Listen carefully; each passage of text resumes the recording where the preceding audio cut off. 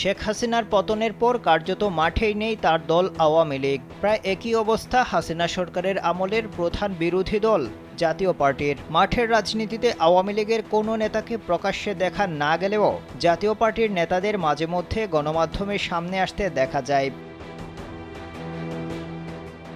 তবে জামাত বিএনপির মতো তাদের বেশি দেখা যায় না। এই অবস্থায় আগামী সংসদ নির্বাচনের মাধ্যমে কারা ক্ষমতায় আসবে আর কারা বিরোধী দলে বসবে তা নিয়ে চলছে নতুন জল্পনা কল্পনা।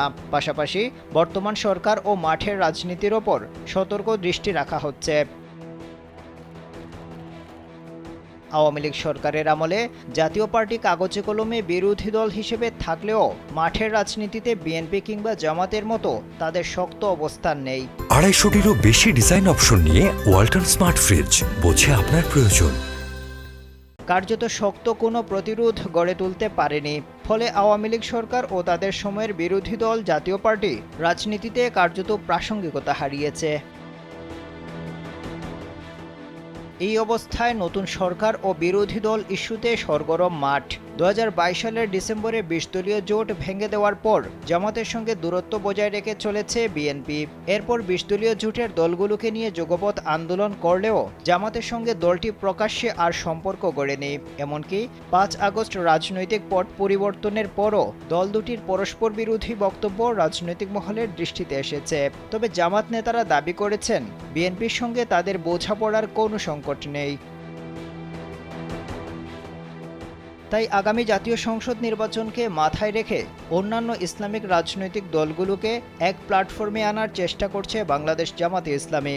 এজন্য ধর্মভিত্তিক রাজনৈতিক দল ও বিশিষ্ট ব্যক্তিদের সঙ্গে যোগাযোগ করছেন তারা, যার মূল লক্ষ্য হল পরবর্তী সংসদ নির্বাচন। জামাত যাদের সাথে আলোচনা বা মতবিনিময় করেছে এমন কয়েকটি দল জানিয়েছে মূলত আগামী নির্বাচনের আগেই নির্বাচন কমিশনে নিবন্ধিত দলগুলোকে এক মঞ্চে আনাই তাদের মূল লক্ষ্য। ইতিমধ্যে ইসলামী শাসনতন্ত্র আন্দোলন, লেবার পার্টি, ইসলামী আন্দোলন সহ বেশ কয়েকটি দল এবং কয়েকজন ইসলামী ব্যক্তিত্বের সঙ্গে মতবিনিময় করেছেন জামাত নেতারা।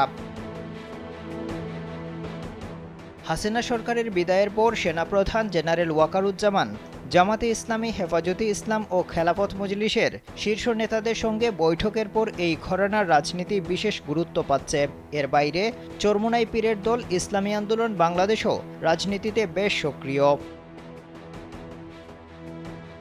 আবার কওমি মাদ্রাসা ভিত্তিক সংগঠন হেফাজতে ইসলাম নিজেদের অরাজনৈতিক সংগঠন দাবি করলেও তাদের নেতাদের অনেকেই বিভিন্ন ইসলামী রাজনৈতিক দলের সঙ্গে সম্পৃক্ত। ইসলামী সংগঠনগুলো মনে করে জনগণ তাদের একই প্ল্যাটফর্মে দেখতে চায়। জামাতে ইসলামী সহ বেশ কয়েকটি ইসলামী দলের রাজনীতিতে প্রভাব আছে। আওয়ামী লীগ মাঠে না থাকায় সুযোগ দেখছেন তারা। বিশ্লেষকরা বলছেন আগামী নির্বাচনে কোনো কারণে আওয়ামী লীগ অংশ না নিলে কিংবা অংশ নিতে না পারলে জামাতের নেতৃত্বাধীন ইসলামী শক্তি প্রধান বিরোধী দল হিসেবে আবির্ভূত হতে পারে। আফদাল হুসাইন, কালবেলা।